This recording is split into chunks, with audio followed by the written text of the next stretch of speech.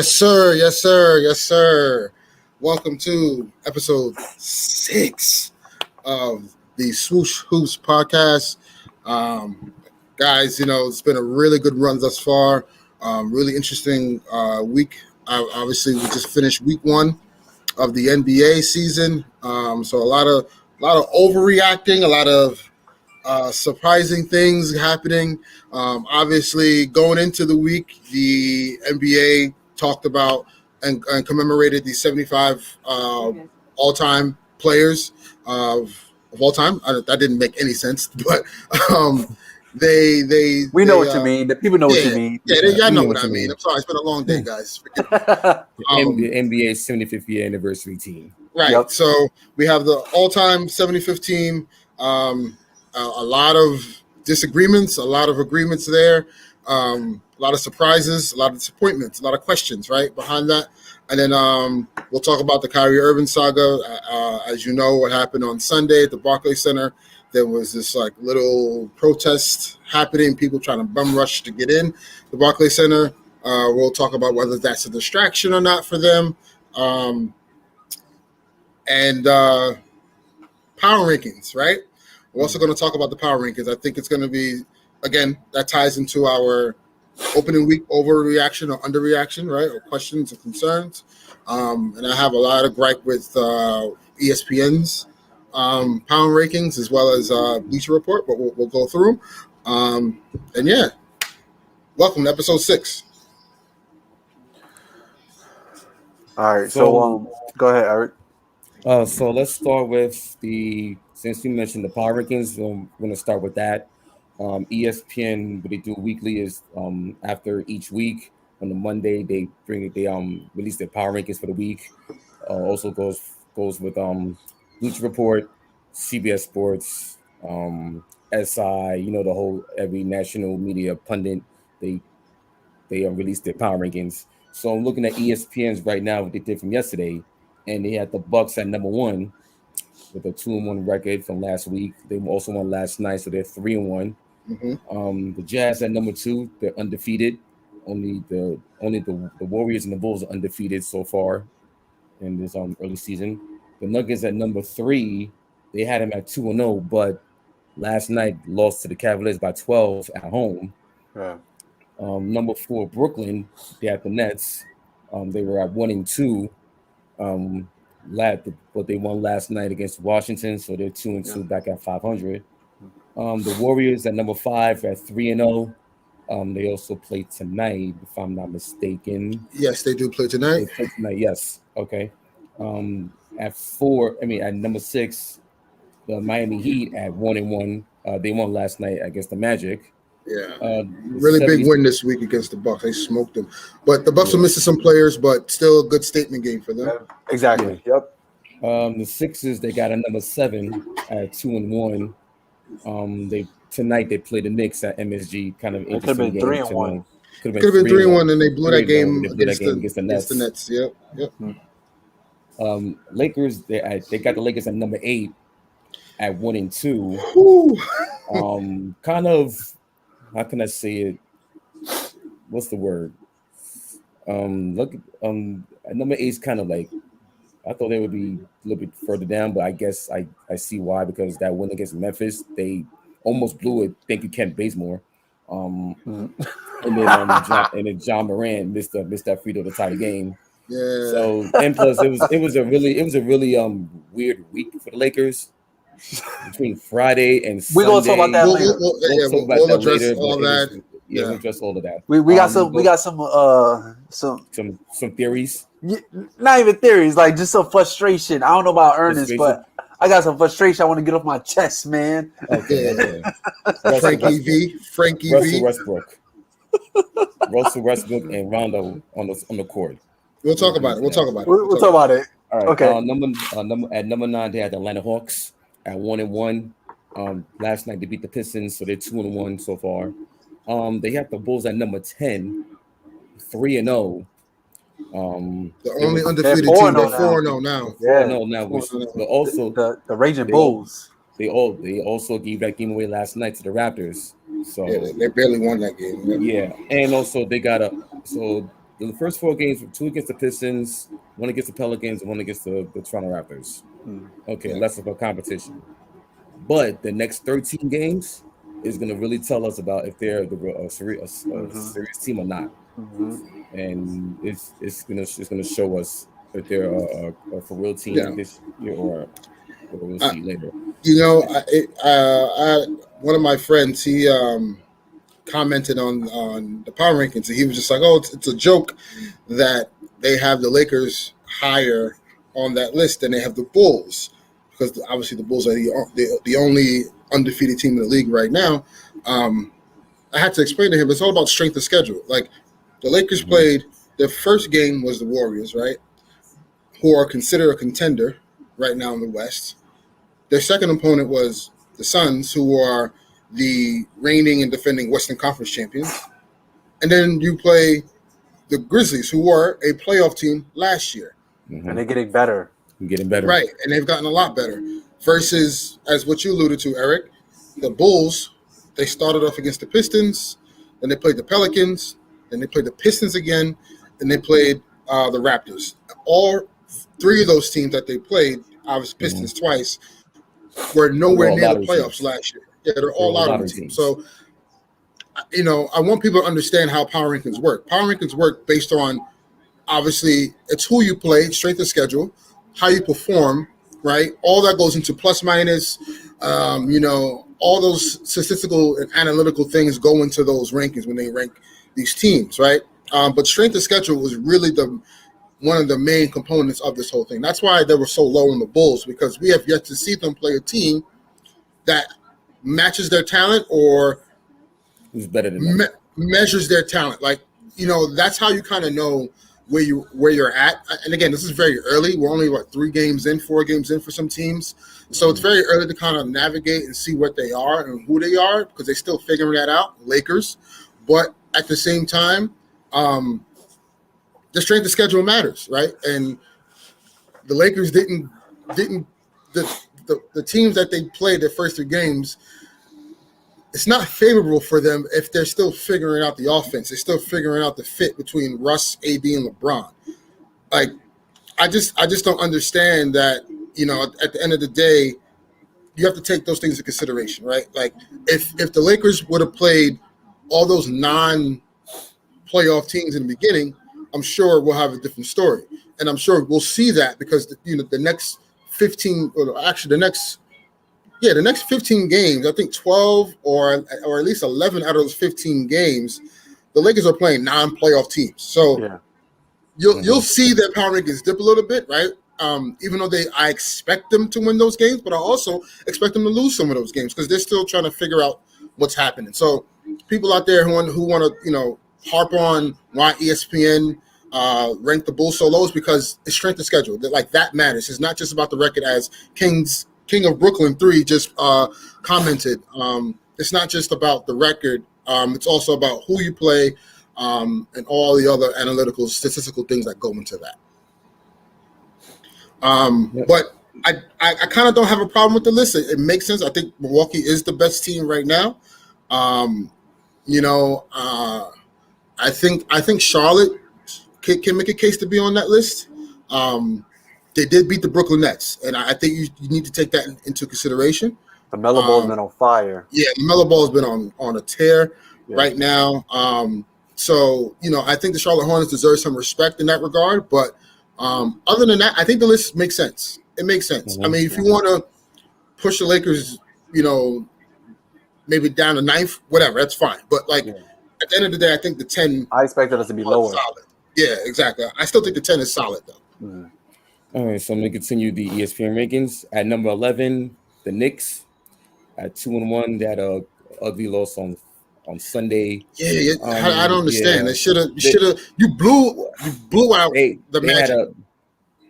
So I was at the game Sunday. Mm-hmm. They had a double-digit lead a couple of times before, but they let the Magic back in the game. And fourth quarter, Knicks had a 6-point lead, and then Terrence Ross goes off. Knicks couldn't make shots. The Magic go on a 12-0 run, and basically that was the game right there. And then the Knicks were caught from catch from behind, and then they were missing shots left and right. They went cold from three in the fourth quarter, and they couldn't, and they missed 8 free throws the whole game, and they lost by 6. It's something about Cole Anthony playing at the Garden. Yeah, it was like, wait a minute, I didn't know that Cole Anthony could shoot at MSG. Like, wait a minute, and then you had Terrence Ross cooking them again. So anyway, just so like his dad. I mean, Greg Anthony put up numbers in the Garden too. So yeah, but not as much as Cole Anthony did. Yeah, I think here's the when I we should also talk about the teams in the top 10, but we're on this subject now. This was my concern with the Knicks, and again, it's super early. So again, this is a early reaction to everything, guys. This is not like what I think for the season going forward, right? But it's just these are the concerns I have for the Knicks in this regard. When it comes to Tibbs' system and really playing his guys for all those extended amount of minutes, does that flame run out to close games? The Knicks are going to be better than what I initially thought they were going to be, because I'm very surprised on how fluid their offense looks. Like Obi Toppin is taking a step. I did not expect him to take a step the way he's done. I saw that coming during summer league. Once summer league finished, I saw him improve immensely. Like, okay, Obi's got something coming up this season. And I saw during preseason in the first 3 games, he's been really, really good. Mm-hmm. Yeah, and so I'm very surprised and impressed on how the offense looks fluid. I really thought it'll be a fit issue a little bit between Kemba Walker, he needs the ball, right? He's not saying he's a ball hog or chuck, nothing like that, but he's not a pass first point guard. He's a score first point guard. And then you have Julius Randle, who's a score first forward. He's really he's a point forward kind of, but his mentality is get buckets. So, and Evan Fournier, my God, has been on fire. So the fit is looking really well, and kudos to Tibbs for making that thing work, man, for real. Because it looks fluid. I'm just concerned with how much he's going to push them and those close games, because these games you're supposed to win. Like the Knicks are clearly better than the Magic. You're supposed to win these games. The same way the Bulls beat those teams, and with the Pistons and the Raptors and those guys, I think the Knicks have to do the same to stay afloat. Mm-hmm. My thing was Sunday. It was just a cold shooting night in the fourth quarter, because they had the game. They were leading most of the game. So, but what I'm saying is, it was a cold shooting night in the fourth quarter alone. But what I'm saying is, you're leading the whole game, right? Yeah, but I do agree with that. You gotta close it out. If you want to be one of those top contenders in the East, you got to beat those teams, right? Exactly. Also take into consideration, Kemba Walker played 36 minutes in the first game. His next 2 games, he only played 22 minutes and 19 minutes. Derrick Rose has been closing the games lately in the fourth quarter. It's a trust issue. It's not even a trust issue. Kimba, it's the defense. It's Kemba's defense, the perimeter defense. But this is what I was saying. And also, Derrick Rose is Tibbs trusts Derrick Rose more in the fourth quarter than Kemba Walker. Right. But I think as time goes through later in the season, Kemba's gonna get his feet wet, and then he's gonna make sure that they even out the minutes. And also, I believe, and also I think the noise that you've been hearing that Julius Randle's last year was a fluke. He's averaging 28 and 11. Well, no, it's not about Julius Randle. Randle, I don't believe he's a fluke. Like Julius Randle was good even on the Lakers. I saw potential there. You saw, you saw him. So right. So my issue with the Knicks roster is the philosophy going to coincide with their bodies, and this is what I'm talking about with Kemba. Kemba Walker has never been a great defender, and this is why Tibbs is like, I cannot have this guy on the floor in crunch time because he gets picked on. They hunt him on defense all the time. So my thing is that now you're losing a little bit of offensive ability by subbing in Derrick Rose for Kemba Walker, who can do more than Derrick Rose at this point of their careers. He's just a better scorer than Derrick Rose. And I do agree it's the trust factor, but at the same time, is that what is Kemba? Is this going to last? And is this? Do they need to make a trade down the line somewhere to get more defensive minded guard to help out? Or I don't know. I don't know what that looks like. But I always said Kemba Walker has never been a great defender, and he's going to it's going to hurt them in the long run because I don't know. And again, it's not a knock on Kemba. It's just I don't know if his body can hold up to what Tibbs is asking of it. I don't know. But and also, again, those cold shooting nights, right? Like for instance, and I'll let you go. They were leading the whole game against Orlando.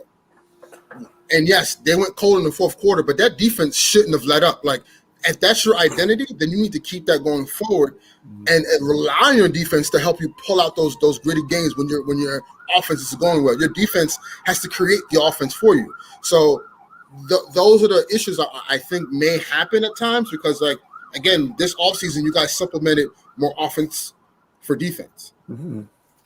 So, just my opinion. Also don't forget about the bench. It's not that every day's gonna be focused on Kemba and D Rose. You still got Burks, you still got Quickly. But do you trust Burks in crunch time? Do you trust Quickly in crunch time? That's a gamble, in my opinion. But my opinion, what I've seen, Quickly's gone up to a slow start. Burks, I trust more. So that's another player. That's another card that you have with Tibbs. So I think. What I've seen is he's got a little bit better with the stagger minutes, and shouts out to Paul McWhite. He quotes that. I think Tibbs is working on that. Yes, I've seen he's also working on that. He's gotten better with not staggering minutes. So it's still going to take time for those two, for Fournier and Kemba, to get into the Tibbs system. I got full confidence that this team will figure out during the season how the rotations will go. Also, they've been playing Jericho Sims from time to time. I like Jericho Sims. He's athletic, young forward. He's gonna make some noise. He's like he'll have a lot of plays this year that's gonna just blow the roof off the Garden. Like, oh yeah. He's gonna the dunks and the alleys and just the athleticism. Like I would like to see a little bit more of him on the floor. Especially because since Mitchell Robinson, every time I see him on the floor. It's like it really scares me because he's real injury prone. Yeah, he's the New York version of Anthony Davis. Yes. I don't know how many times Anthony Davis been on the floor this season, and every time my heart drops, I'll just be like, God, no. Yeah, like especially on Sunday, like, he had like a couple times when it was one time when there was a shot miss, he was going for a rebound, and I think I forget, Orlando Magic. Mo Bamba fell to the floor and went into Mitchell Robinson's knee, and he fell. Wow. And he was logging on and he's holding on to his. I'm like, no, not again. Yeah, and honestly, with Mitchell Robinson, like you need him to be healthy because like, he's an X factor. He's solid. Because I think last year. In that Hawks series, if you had Mitchell Robinson to contend with Clint Capella, it's a different series now. It's a whole different series. Mm-hmm. A lot of people were saying, "Oh, it was Trae Young." No, it was Mitchell Robinson. Mitchell Robinson was the Clint key. Capella was wreaking havoc on the boards. Yeah, and that's why he was. And that's why he was so confident in talking all that crap because he knew there was no one on that front line that was going to guard him. Couldn't guard him. Todd Gibson couldn't guard him. Yep. Yeah. And Taj Gibson's a fossil, but shout out to Taj Gibson. Yeah. You know what I'm saying? 4-3. PS67. All right, so I'm gonna continue on to the ESPN. Yeah. Go ahead. What you about to say? I wanted to get back to the top 10 because I wanted to give some time to the Lakers. Concerns. I have some concerns, but it's not about Russ. It's more about the rotations and what Vogel is doing. Okay. As we all know, Russell Westbrook his strength is not shooting. We know this. Right now, he is shooting a whopping 9% from the 3-point line. 9. 11, right? 9, 11, right? He only had like 2 this season, something like that. So I think Vogel, and I'm going to defend Vogel a smidget, just a smidget, because if you look at the matchups that they had to go against, and I know everyone's complaining, as am I, about the 2 big lineup. The 2 big lineup, for one, does not work with Russell Westbrook, LeBron James, and Anthony Davis on the court. Anthony Davis needs to play the 5. It's point blank simple. I agree. They have the best offense when he's at the 5. They have the best defense when he's at the 5. And I'll even step in real quick. When we went on that little stretch against the Grizzlies, what was it, Sunday night? Clearly AD was playing the 5, or we just had one big in the lineup and we was rolling. But as soon as you put 2 bigs back in the lineup, it just slows everything down. It clogs the paint. Exactly. LeBron can't get to the cup. Yep.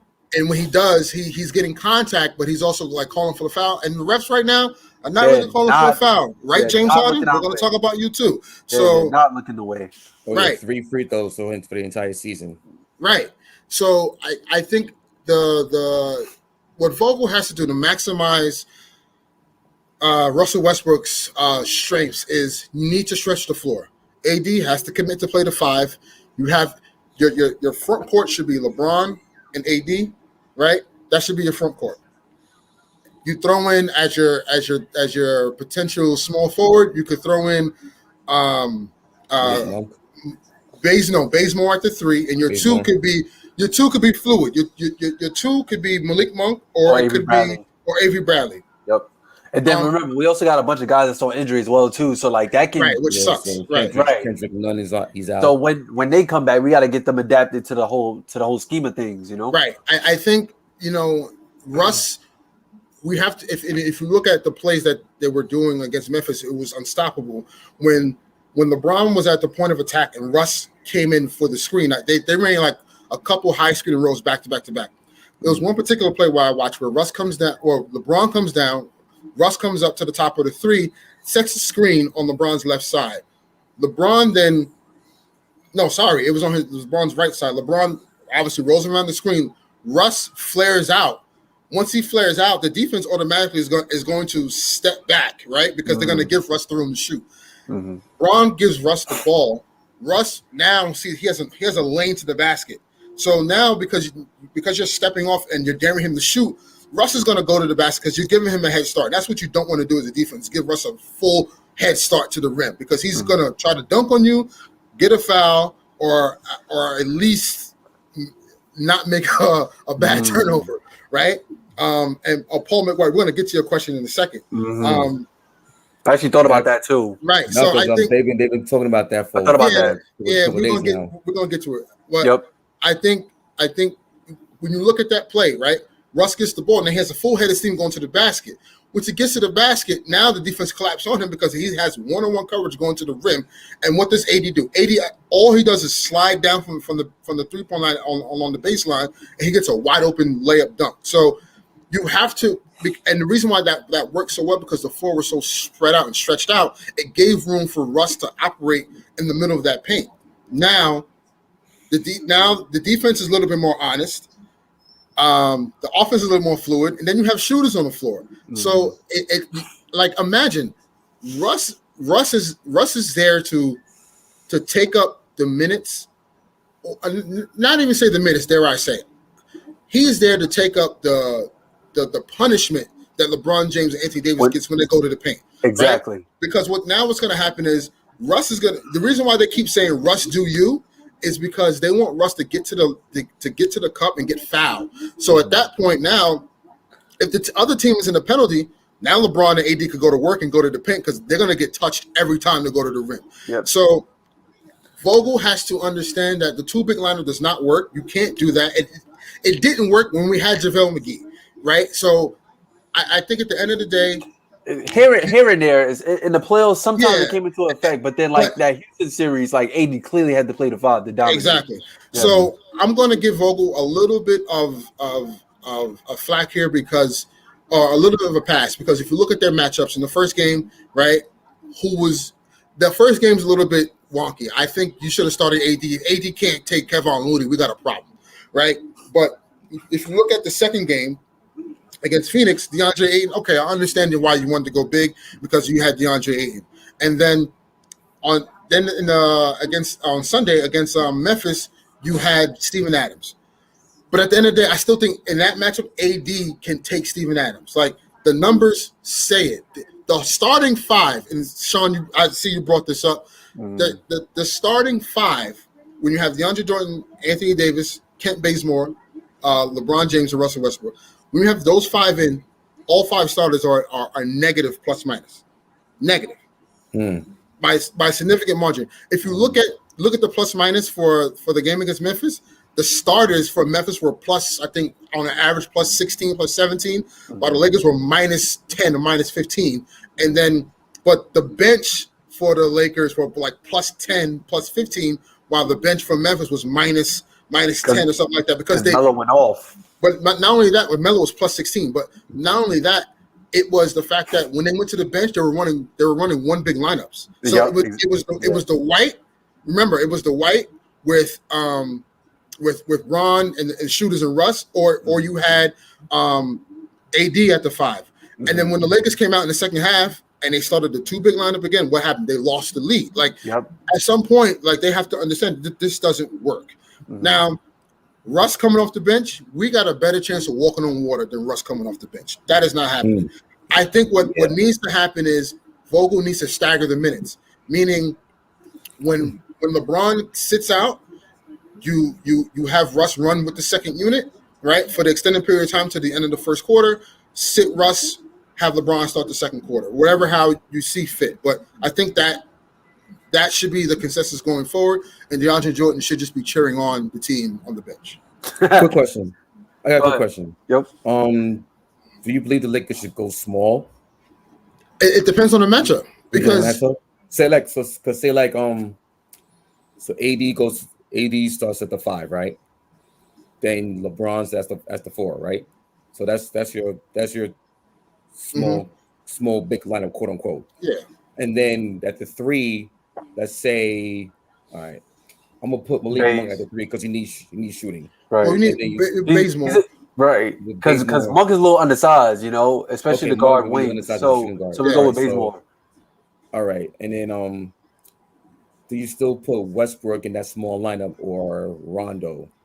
Because you're gonna need shooting. But Rondo doesn't help that either. Yeah, he's a better shooter. Yeah, exactly. Russ, for sure, he's a better shooter. But I would actually like this lineup better because it's going to be interesting to see how they match up against the Spurs tonight because we don't know if LeBron's going to play tonight. So here's my scenario. If LeBron James doesn't play tonight, the starting 5 should be AD at the 5, right? Your 4. And that's the thing. They don't have a lot of 4s right now. Their forwards are stretched in, but Melo will have to start at the 4. Your 3 would be Bazemore because you need to supplement Melo's defense because obviously his defense is oh my God, it's hard at his stage of career. You start Monk and then you start Russ. That should be the starting 5 if LeBron James doesn't play tonight. And that should be the 5 on the floor when LeBron James is off the floor, in my opinion. And just to see what Sean said, Laker injuries don't let them get into the rotations. They want to feel like I agree. To play. So I agree too. I agree. I think obviously when the key to this whole thing. But you could just run a 80 starts Dwight bench and it just just stagger the minutes just like that. That's what I'm saying. Yeah. DJ has no business being on the floor. Period. I don't think he has the value of Dwight Howard. No, and remember the Nets DNP'd him all playoff series long, the whole the playoff. matchups weren't that good. Right? Because they went to Nick Claxton. And if you look at Dwight Howard, when Philly last year, he was the first person. He was like the 6th or 7th man off the bench, and they ran. He was the only big on the floor. Like the Lakers need to take that same formula. Like Dwight Howard is good enough alone to be on the floor by himself as the only big, as long as you have either Rondo or Westbrook in the game at the same, not at the same time, but in the game with them at the same time. One of the two. Sean, yes, I love the idea of Russ, Bradley, Bays, LeBron. I love that. I love that lineup too. I think, but I think if you supplement Russ for Rondo, because of the continuity and how familiar that Rondo, Bradley, LeBron, and AD are. Played with each other, right? Already. If you look at the game against the Suns, when we kind of try to make a run at the end in the fourth quarter, that lineup was. I know you had Rondo on the floor with Bradley, and then you had Baze, and you had LeBron and AD. I think just because of the they're all familiar with each other, the offense looked a little more fluid because they knew their spots. They understood each other, and Bazemore can be a havoc on defense. Like, he did a really good job, but I also think who played himself into the rotation, Austin Reeves. I think Austin Reeves is actually he's well deserving of minutes. He can spread the floor. He hustles. Again, a lot of people he's gonna do the little things, Yeah, a lot of people say he reminds everyone with of Caruso, whatever the case is. I get it, but I think he's a better shooter than Caruso. And it's just a small sample size. We've got to see him in major minutes, but I like what I'm seeing. He looks like a hooper. He's intelligent. He knows what to do on the court. He has a feel for the game. He's very savvy. So I like Austin Reeves. I know he's a rookie, but I like him more integrated into the lineup. It's going to be tough though when Ariza, THT, and Nunn and Ellington get back, because now the Knicks have to figure out guard play. I think they're a little over on guards, and they need to maybe. And again, I'm not saying that this won't work, but maybe you look down the line to make a trade, package some of these guards to get a forward. Just supplement some of the minutes for LeBron. You don't want to have Melo on the floor for too long because his defense will show, and that'll hurt. So again, I'm not overreacting to the Lakers. I think it's going to take time. Like, these are going to be growing pains. It definitely shows that they didn't take the preseason seriously, which is kind of upsetting. But at the end of the day, I'm going to trust LeBron James to figure it out. And history shows that Russell Westbrook is 10 times better than he was in the second half of the season than he is in the first half. So we'll have to see. Look at last year with Washington. Yeah, exactly. I'm gonna just say that everybody was talking about the whole situation that occurred during the Suns game. When Dwight and AD put hands on each other, and just everything that went down that game just made me think, like, all right, are these guys heads really into the game? Because there was just so much that happened. Rondo got into it with a fan. Dwight and AD was barking at each other. But I also think the refs had it. The refs took the game out of them, so they let that affect them, and then it was just a frustration built on top of getting your ass whooped at home. Right, so. and then also again, like when you're frustrated just about anything, like especially something that you call a passion or a career, it definitely shows that like, all right, that good things are to come. Like, all right, we're gonna work towards this. You know what I mean?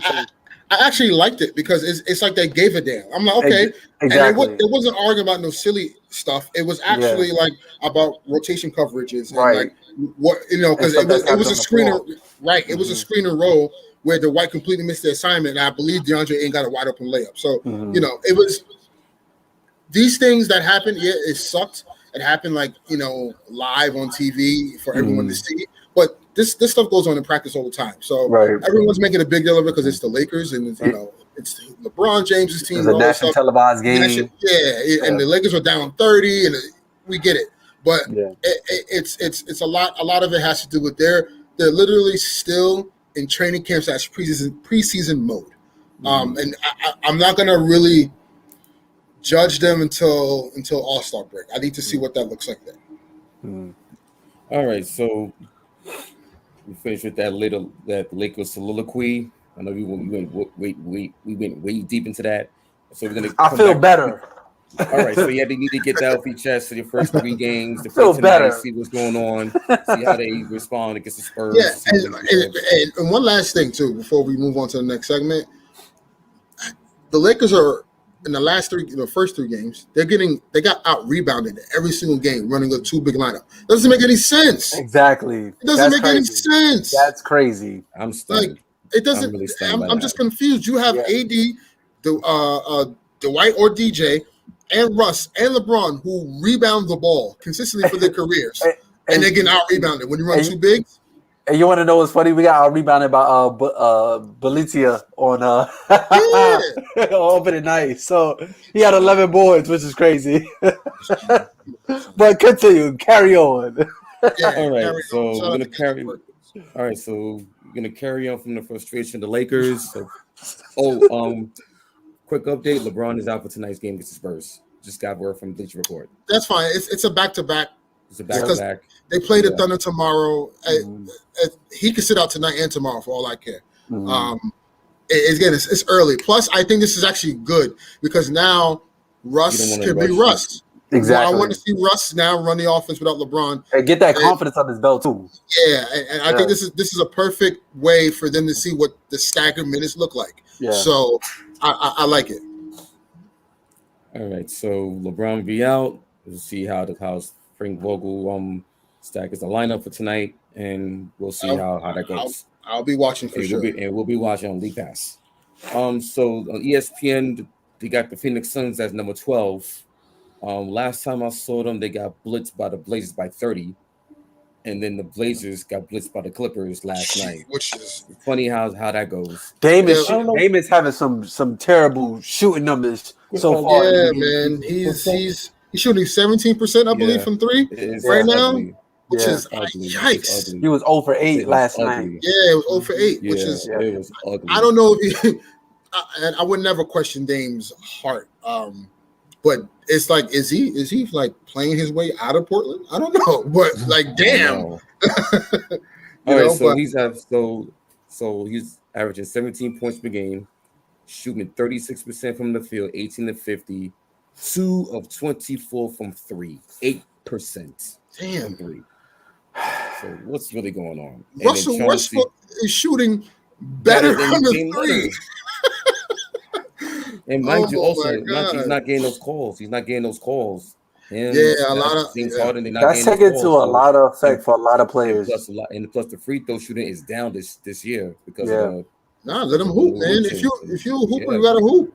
You gotta fight through that contact. You know what I'm saying? You gotta figure it out. Like if you look at like, and this is why like LeBron is so.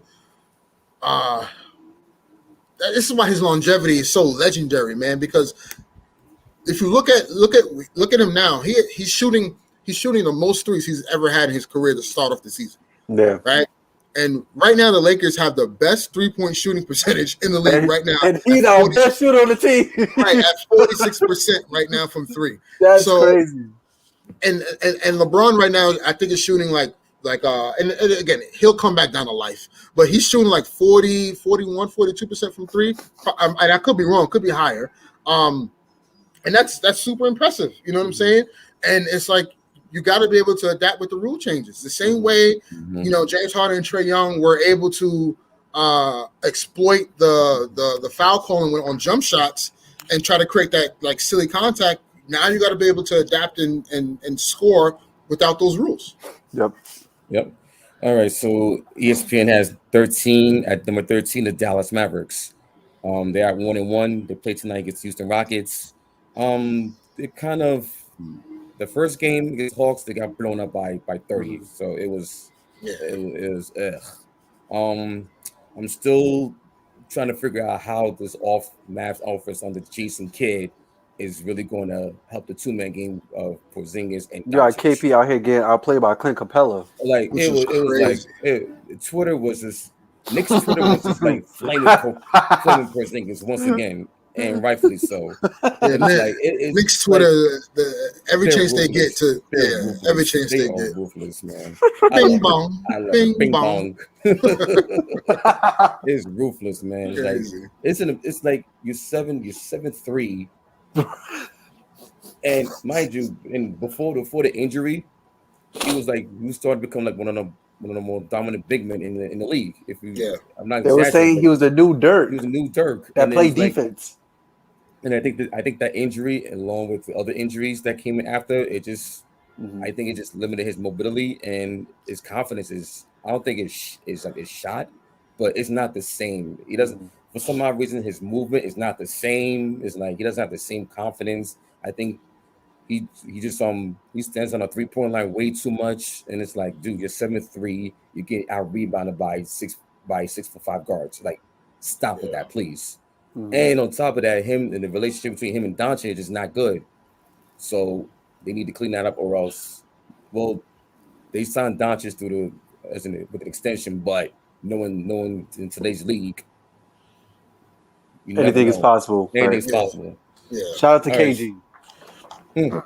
So man, that championship. Never mind. Shout out to KG, man. Yeah. Well, we know if Ariza and Biden weren't hurt, different story. Anyway, so at number 14, ESPN had the Charlotte Hornets at 3-0. Yeah, they should be higher, man. They should be higher. They should be higher. They should be higher. They beat the Nets. They lost last night in overtime to the Celtics. They shouldn't have gave that one up. They should have won. They should have won that game. But listen, just a few defensive collapse. Yeah, I told people, like, this is the Charlotte Hornets team that last year fun team to watch.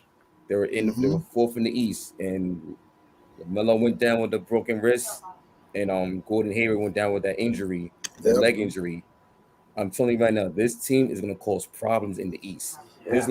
They're like one of those teams that if you're a high seed, you do not want to see them in the first round. Because I think they're definitely good to be still at least 2 or 3 games in the series. And also you got the LaMelo Ball factor. Right. Do making football passes from 3/4 court and the alley-oops to Miles Bridges. I think with teams like Charlotte, Chicago, and it's crazy, both Ball brothers are on those teams. But Chicago and Charlotte are going to make you run. Yo, Josh, hold on, man. We're going to get to that. Come on. Come on. Josh, chill, Josh. Come on, Josh. We're going to get there, though. But Sean says Miami Heat, number 6 not high enough. He's a Heat fan, so there's a little bias in that. You beat Milwaukee, okay, but who else did you beat? Magic last night. Strength of schedule, Sean. That matters. So don't worry, they'll be up in the Eastern Conference standings. Yeah. Don't worry, it's still early. But yeah, Chicago and Charlotte, they're going to make a lot of teams run that don't want to run. And you're going to have to really keep up tempo with those teams. Yeah, they're going to give up a lot of points, right? But they're going to combat that and say, okay, you can score, I can score too. So that tempo is going to dictate a lot of games, especially in the playoffs. Also, you gotta factor in the Sixers and the Nets are not as strong as they were last year. So there are openings in the Eastern Conference standings where it's like, okay, it's the Charlotte Hornets team, Atlanta Hawks team, Miami, Knicks, New York, Heat, Chicago, Miami. They're all looking at Boston. They're looking at it like, okay, it's open field. We can compete with them. Now any team like that Dennis Schroeder on there is not going to be good. I'm sorry. I know. But no, with Boston, and just real quick, I don't know, man. They don't have enough around. Yeah, Marcus Smart. I just don't like their guards. Their guards, Marcus Smart and Dennis Schroeder. Like, I literally saw Dennis Schroeder literally wave off Jason Tatum while he was hot, and he took a fadeaway jump shot and clanked it. I was like, what? and this is the same. Believe in yourself, Dennis Schroeder. The same Celtics team that got blitzed by the Raptors by 32 at home on a Friday night. Yeah. So they're gonna be one of those inconsistent teams that like. But Jaylen Brown is out to a hot start, man. Yeah, that guy improved drastically, man. Even though he was doing this last year, but just like everybody's starting to catch wind. Like, yo, Jaylen Brown is that dude. Yeah, he almost dropped a 50 burger last Wednesday at MSG. That was impressive. It was impressive. All right, so at 15, the ESPN power rankings had the Grizzlies. They were at 2-1. They lost Sunday night.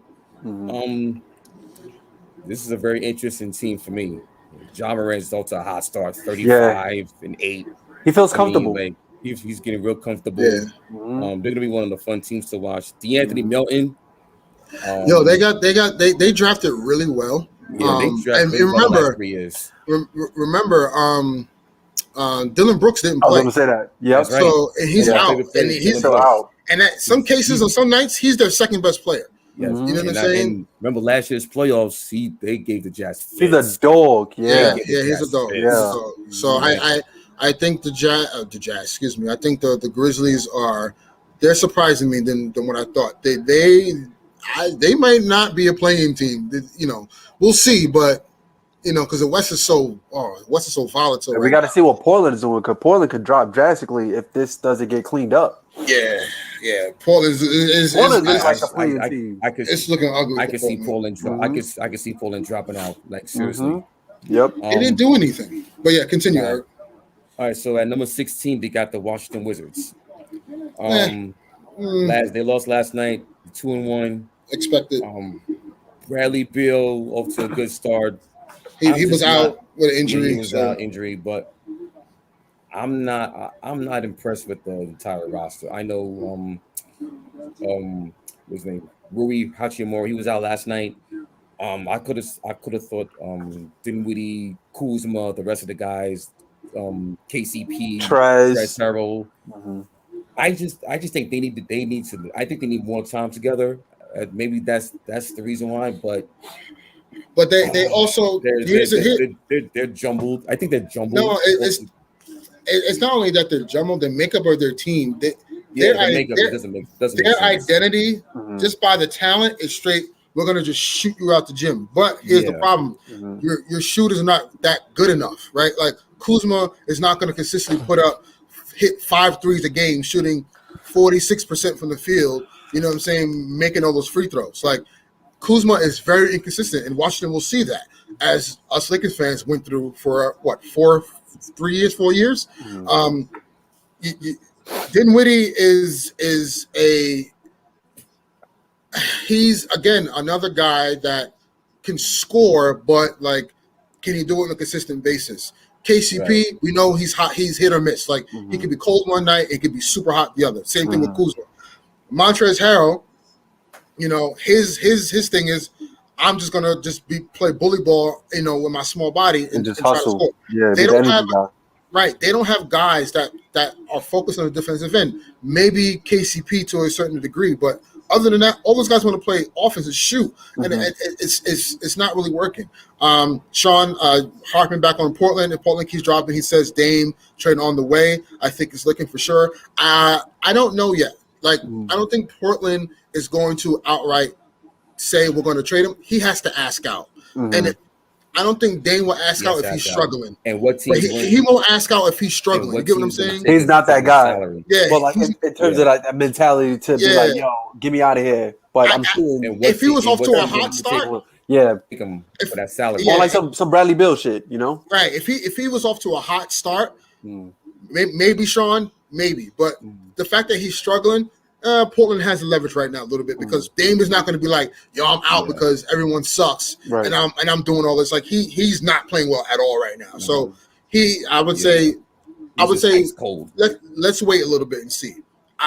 My personal prediction for that is this offseason. But back to Washington. Yeah, I don't know. Washington is Speaking of Portland, they got him at number 17. Perfect. Look at that. See how that goes? Perfect segue to that. They got blown out last night at home by 30. There was a no-show. Terrible.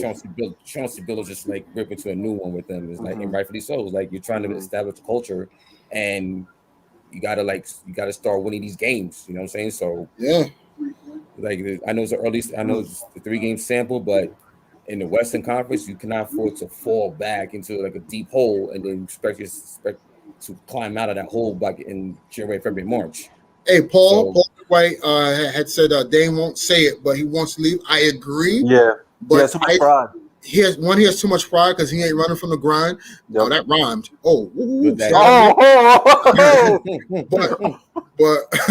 But I also, again, I'm going to hold my reservation. Dr. Seuss over here. I'm going to hold my reservation until the offseason.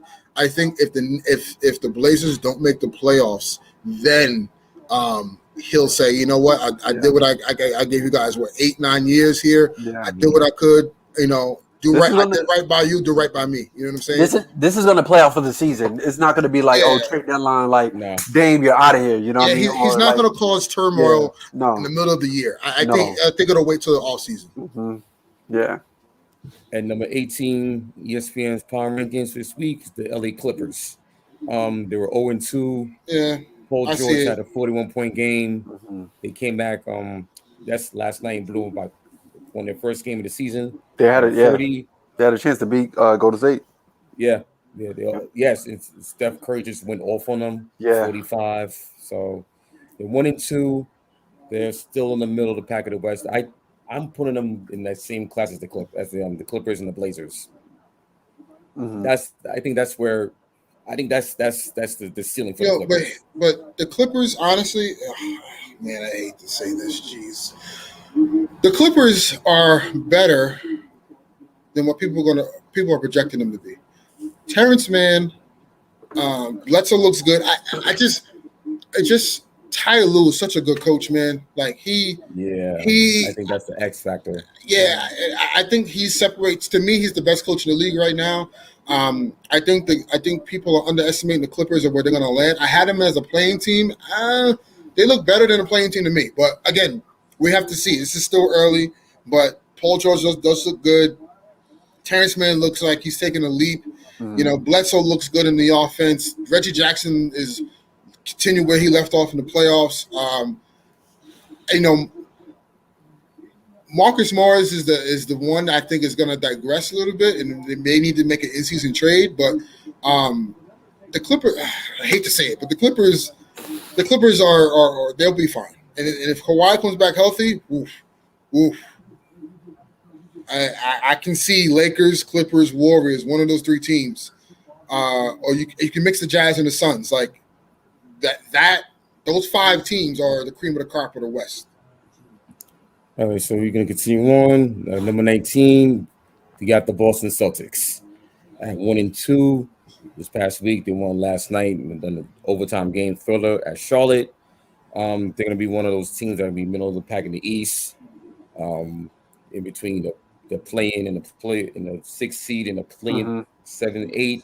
Mm-hmm. I just think they don't have enough around Tatum and Jaylen Brown and Jason Tatum. Jaylen Brown, he just started. He's been on fire at the start of the season, and then Jason Tatum went up for 41 last night. So him and Jaylen had good numbers last night. Yeah. So it's just I think it's just everybody else. I think the season is going to come down to if those two guys ball out, then they should be fine. If they don't, then they need others to step up. If the others don't step up, then they're going to be an average to mediocre team at best. Yep. At number 20, the Minnesota Timberwolves. They were 2-0. Lost last night to the Pelicans at home. They're better than we put them in, but I still had them at the bottom fringe of that playing tournament team. But I can see them sneaking up a little bit. Karl Anthony Towns been balling, but also Anthony Edwards. He's that dude, man. He's that dude. He's gotten taller too. Yeah, remember they said he did. Yeah, he's gotten taller. He's gotten taller. So I expect him and Karl Anthony Towns to have a big season. Honestly. Yeah. I think so too. I think to me, they should get Ben Simmons. I think that would be a perfect spot for Ben Simmons. I think Ben Simmons with Anthony Edwards and Cat, I think is a formidable young up and coming team in the West that will make some noise in the coming future. I think so. And Sean, yes, I agree. The Celtics, that jersey last night is it was just one of the worst. Jerseys. They need to throw that in the trash. Go back to the original ones. Like, come on now. Throw it in the trash and have Kyrie step on it like he stepped on the logo. Because that jersey is disgusting, man. Jeez. Celtics. Oh, man. All right, Celtics fans. Sorry. All right, so at number 21, they had the Indiana Pacers. 1-2 last week. They lost last night to the Bucks. Still trying to figure out how their roster it's going to shape out. They still missing Karis LeVert and T.J. Warren.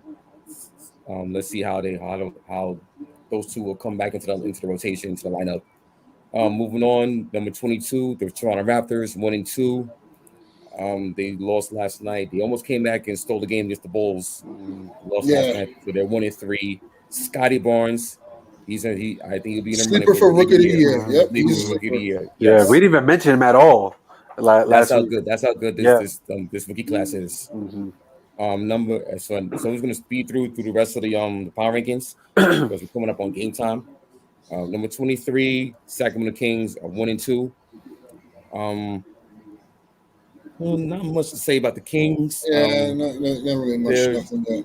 Obviously, Marvin Bagley situation. Yeah, Marvin Bagley is going to. Like I told you guys at the first episode, I said there's no way Marvin Bagley and Buddy Hield are on the team through the trade deadline. Mm-hmm.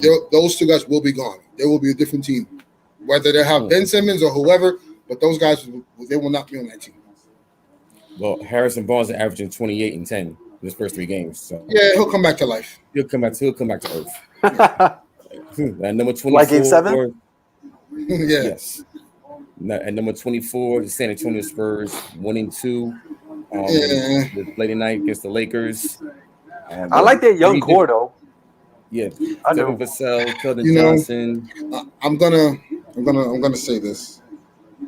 I like to give hot takes, but Popovich, it's time to hang it up, buddy. Oh, they're ready to.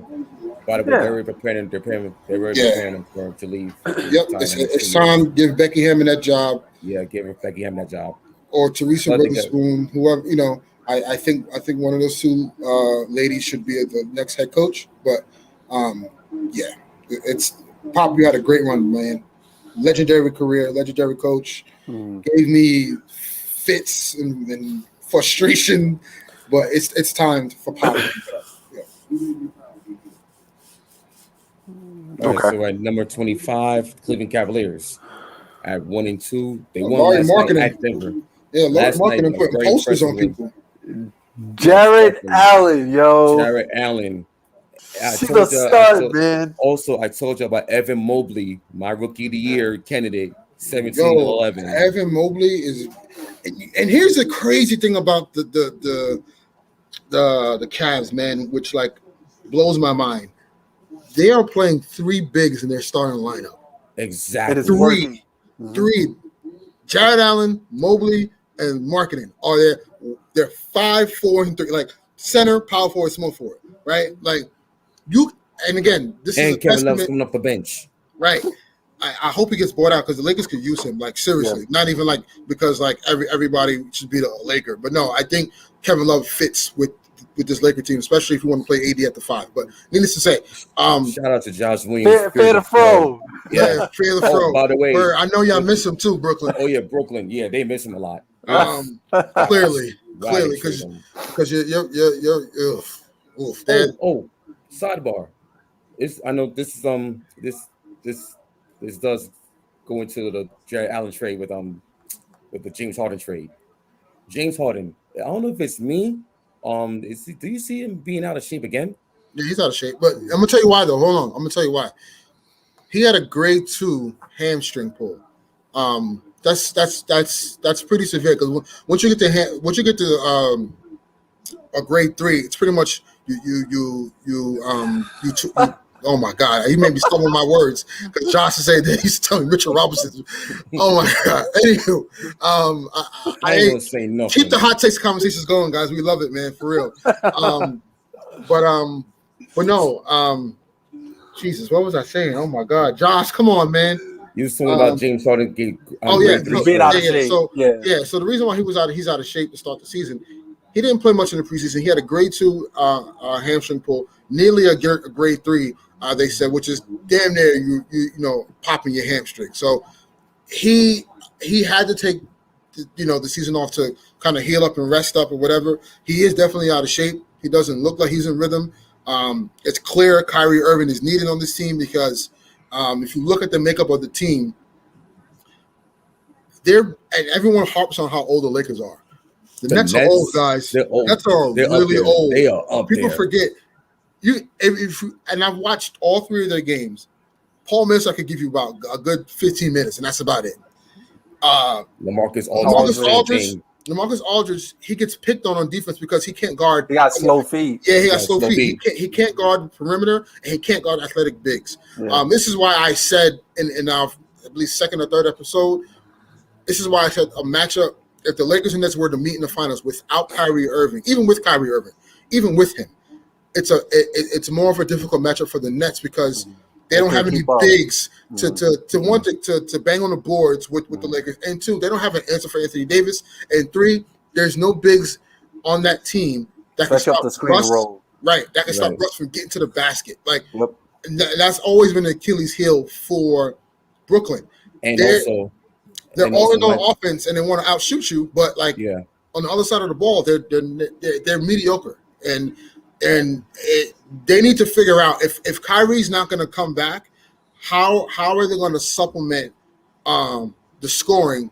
I think they should supplement it with defense and try to get some good defensive forwards because it's looking bad for them right now. Also, they only got one playmaker, is James Harden. Kevin Durant is not a playmaker; he's more of a scorer. But Kevin Durant can be a playmaker. He can.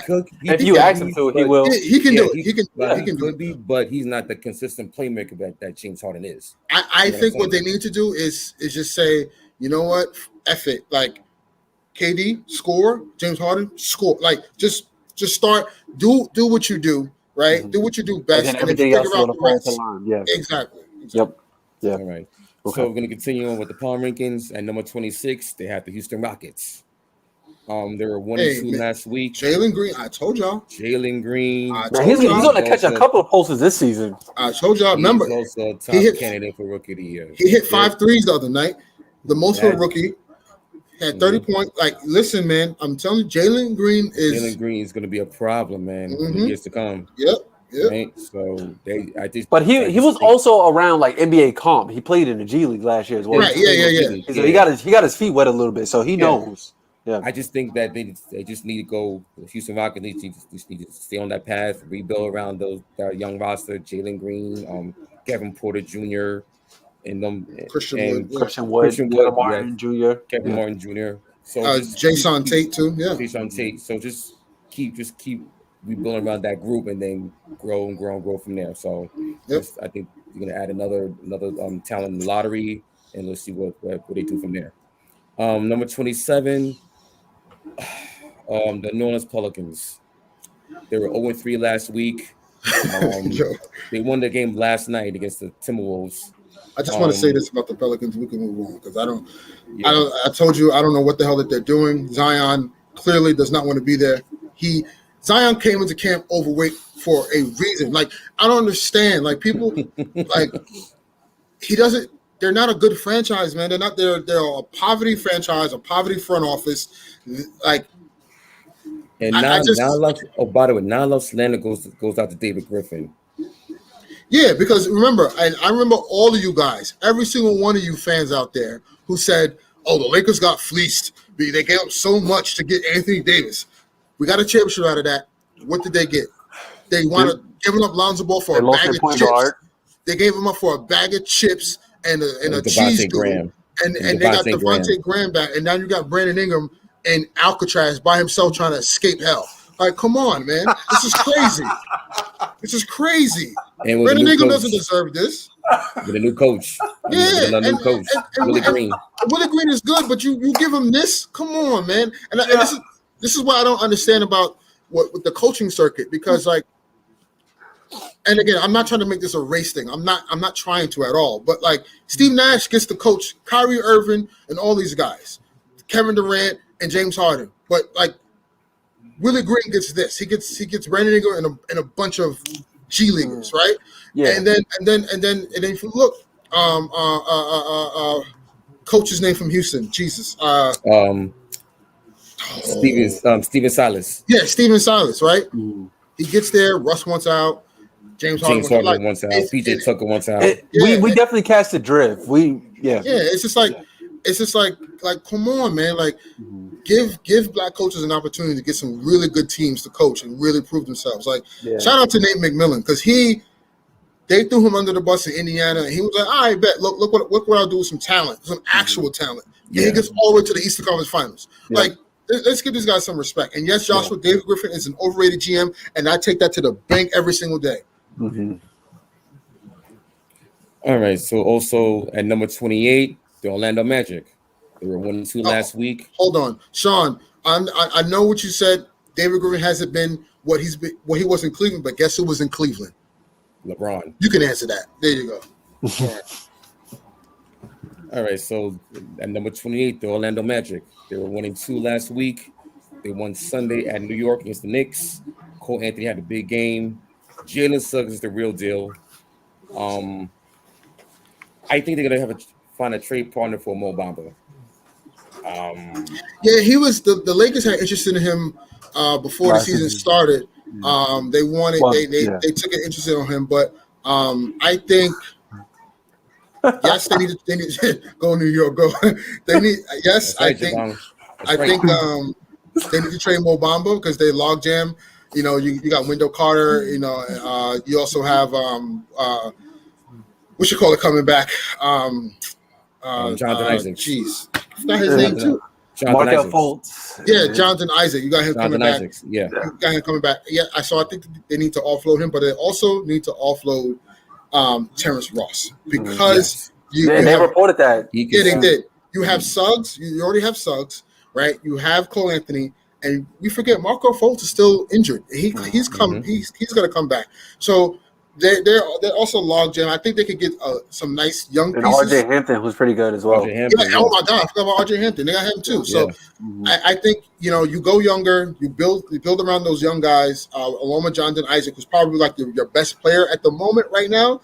I could kind of argue Markel Fultz after the season he had last year, but they need to get younger and trade Terrence Ross. Hopefully, we can get him because we could surely use a guy like that. But yeah, yeah. Also, they lost last night to the Miami Heat, so they're 1-3 to start the season. 29 and number 29, the Detroit Pistons 0-2. As you no Kate Cunningham for the first couple of games. Oh my God, Javon. Javon, that's hilarious. That's hilarious. Yeah, New York can't get that much wins in one weekend. I mean, I can't argue with that. Terrible, straight terrible. Yeah. 0-2, the Pistons. No Kate Cunningham for the first couple of games. They lost the first 2 games to the Bulls. The next game is against the Hawks. Another rebuild squad. Dwayne Casey doesn't have his worst cut out for him, but they do have a little nice squad. Yeah, Sadiq Bey, Jeremy Grant. I'm hearing that they're trying to offload Killian Hayes for a 2nd-round pick. Like, okay, we'll see. What? That makes no sense. Yeah, it's Detroit, man. It's Detroit. It was Twitter GM. It's Detroit. I mean, Detroit basketball. Mm-hmm. I mean, listen. That's the only thing the city, got look. That's the only city. That's the only thing that city has they have to look forward to because the Lions are terrible. Oof. Yeah, Lions, Tigers, oof. The Red Wings, they're just terrible. Oof. They're going through a dry spell in sports. Yeah. All right, and last but not least, at number 30, the Oklahoma City Thunder, 0-3. Check this stat out. The Thunder have lost 29 of the last 32 games dating back to late March of last year. The Oklahoma City is starting 4 players who are 23 years and younger. What I will say, trying to get younger. What I will say is that they're gonna be laughing at the rest of the league in the next couple of years for that draft picks they got under their belt. So listen, I see Josh Giddey. He's about to be something. Who else? Oh yeah, they still got Shea Gillis. I wonder if they off ship him because they signed to a big contract. But can he shake loose in the next couple of years? I don't know. Because they're gonna be in major rebuild for the next 3-4 years because they got like how many picks?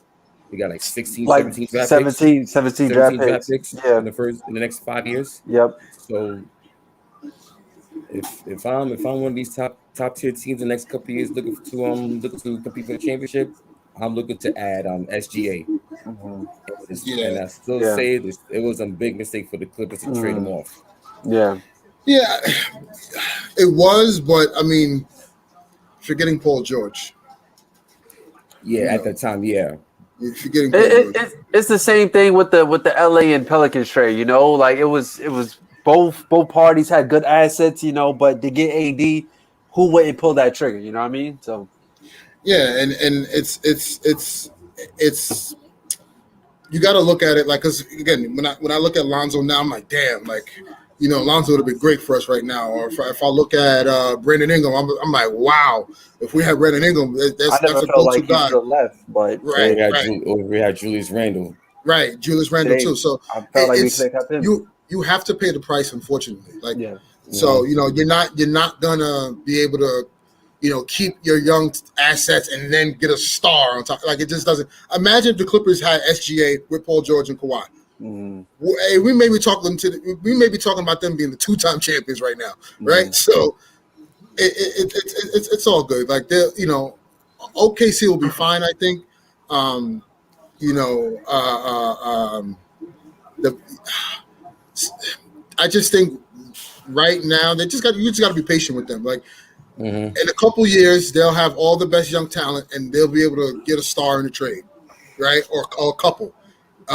You know, I've read that they're targeting Colin Sexton in the offseason to pair him up with Shai Gilgeous-Alexander, which I actually like. I think you have a good defensive backcourt. Yeah, 2 young bulls who really want to get after it. Dogs, yeah. And you kind of set that up for, you know, I think they're going to try to get Iman, you know, the young kid that I think he's going to, I forgot what school.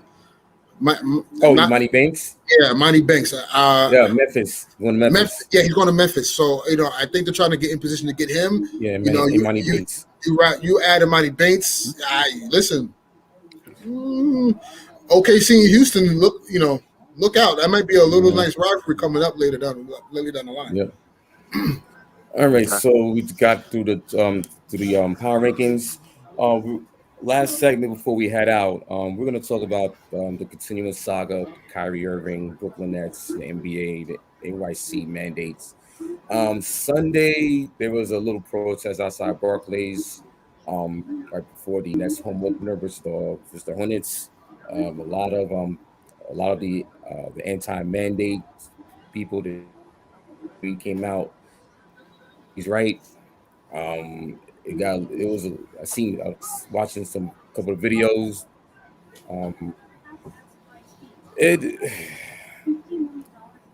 I don't know. It's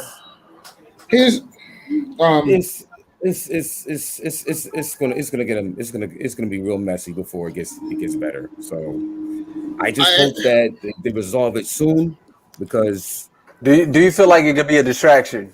Oh, it already is. It already is. Even though the Nets, they told Kyrie to go home because they don't want him to be a part-time player, it's still a distraction because the effect is having on the court. Right. Instead of being a monster three-headed monster with KD, Kyrie, and James Harden, with the complementary of the role players, it's only Kevin Durant and James Harden. It's a duo. And it's a duo, and you still got the rest of the bench, but it's not going to be as potent. It's not going to be enough to contend for a title. And as before, we had this big three. Because Kyrie was the first to come over. Well, Kyrie was the reason that they all went to. The reason why they all went. Right. Yeah. So shout out to Paul McWhite. Even if they start winning without him, it's not even a story. It is. So. Yeah. So here's the thing: the whole protest thing that happened on Sunday, I don't blame Kyrie for it. Obviously, if you guys don't know, a mandate came down from the New York City government that, you know, all like municipal workers, city workers, police, all that stuff, they're mandating vaccines, right? And I think they just used Kyrie Irving's name to kind of get their to get their message across, because the protests wound up going to across the Brooklyn Bridge and all that stuff. Obviously, them trying to break into the Barclays Center was kind of crazy, during the game. I don't put this on Kyrie. This is not on him, and I don't say like, oh, because of him they protested and now this is a distraction. I just think at the end of the day, listen, the man has a choice to do what he wants to do. You have to respect that and leave it at that. The Nets gonna have to figure it out at the end of the day. Whether he's there or not, they got to figure it out. Mm-hmm. If they're as good as everyone says they are, everyone believes they are, they got to make it happen. If Kevin Durant is the best player in the world, they got to make figure it it happen. out. They got pretty much what you just said, Paul. Exactly what you just said. If they start winning, it's not even a story, right? It's not, because it's only a distraction because they look lethargic right now on offense, and that's because James Harden doesn't look like he's in shape. If James Harden is in shape, we're not talking about Kyrie Irving. Right. Yep. Exactly. And if they played defense better than they had the last couple of games, then it's not an issue. Right. Yeah. That's my thing. Yeah, but you can't be blaming Kyrie for that. So whatever. Yeah. All right. So we're approaching game time. Knicks Sixers. We're approaching game time for most of these games. Lakers Spurs tonight on League Pass. Also, we got the Jazz and the Nuggets 10:30. Actually, at 10 o'clock. Also, we got a couple games on League Pass that just look up the schedule. So we got tonight. You got Sixers at Knicks. Who you guys got? I got the Knicks. I got the Knicks tonight. I got Knicks. Yeah, I got the Knicks as well. Warriors and Thunder. We already know what's going to happen in that game. Yep. Warriors. Rockets and Mavericks. I can see the Rockets winning that game though. I got Dallas on this one. I got Dallas too, but I won't be surprised if they lose. Lakers Spurs. I'm gonna go with the Lakers. Very, very close game.